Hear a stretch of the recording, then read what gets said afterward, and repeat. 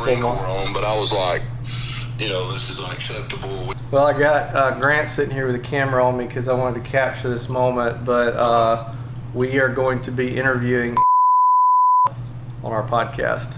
Wow, that's amazing. Isn't that cool? He's a good dude. He's real passionate.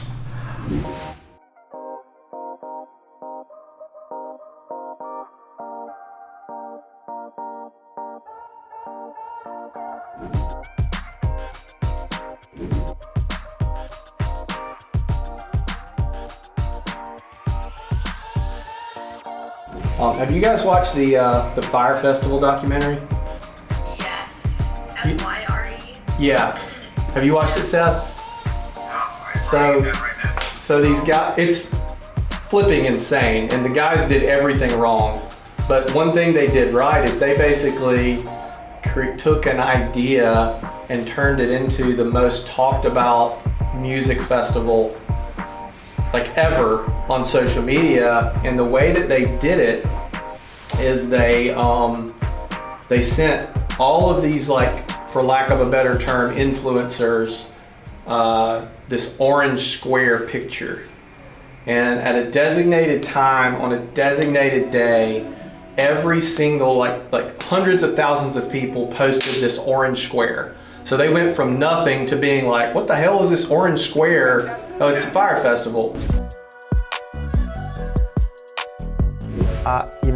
In my first year, last year, when I started, I had a conversation with somebody, I don't remember who it was, and I remember this like it was yesterday. I said, I need the good Lord to give me a year in business before I have a hurricane. And he did. Yeah, 19 months to be exact. And what I meant by that was not that I was worried about filing a bunch of claims, or not that I was worried about the carriers pulling out. I was so reliant on that top of the funnel first year revenue, year one, just to cash flow, that I could not have afforded, a month and a half and not being able to write a bunch of business. But the reason people buy insurance and the reason that we're in this business is to handle claims. Like that's it. That's the only reason. There's nothing else. And if we're not good at that, we might as well go home. And if we're not, focusing on that, we might as well go home.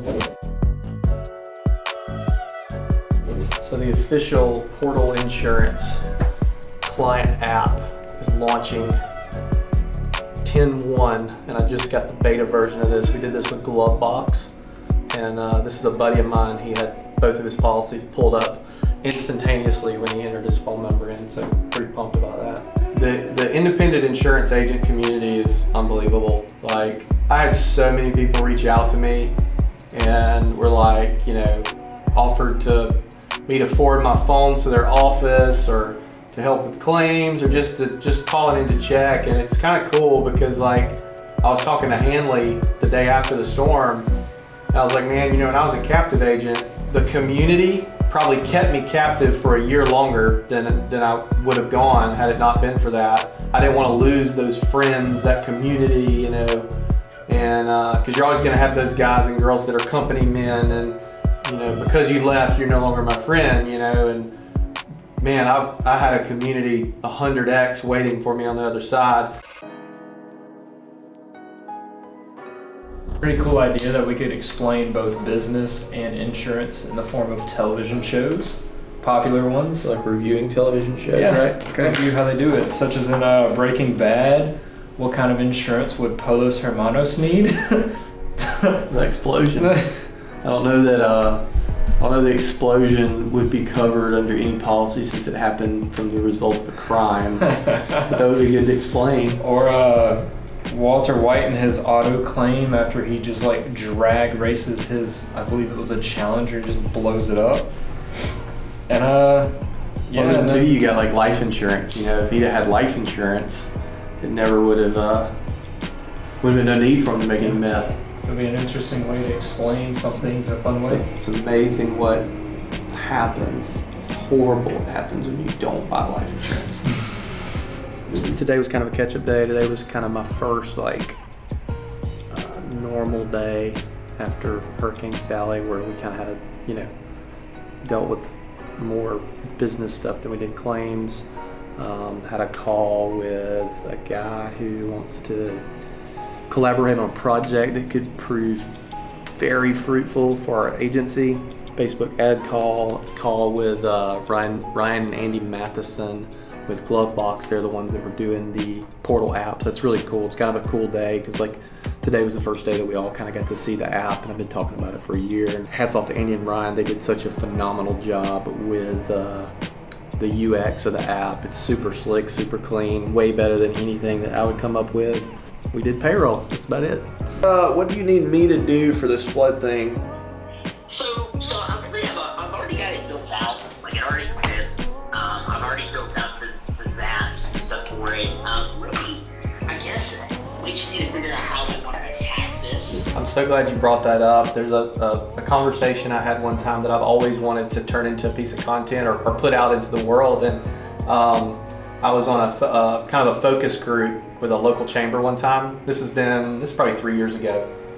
And we were tasked with making this particular chamber's luncheons relevant again. And so the conversation naturally led to marketing. And one of the guys on the committee, who was a very successful business owner, owned the business 30 years, leaned back in his chair very stoically and said, well, I got a marketing degree from the University of South Alabama in 1979. And I paused for a minute and, as respectfully as possible, said, sir, if you had this was 2017, I said, if you had gotten a marketing degree in 2016 from the University of South Alabama, it might be outdated.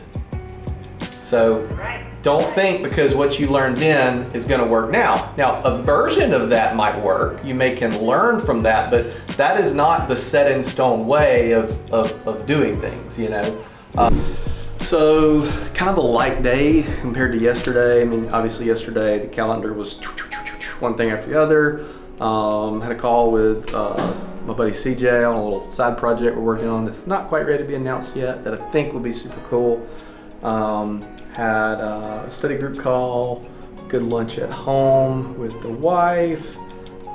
Still just kind of following up on claims, getting one fire after the other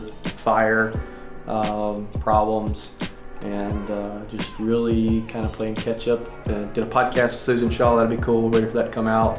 First Centers of Influence we've done in like 2 months. So it's a good day.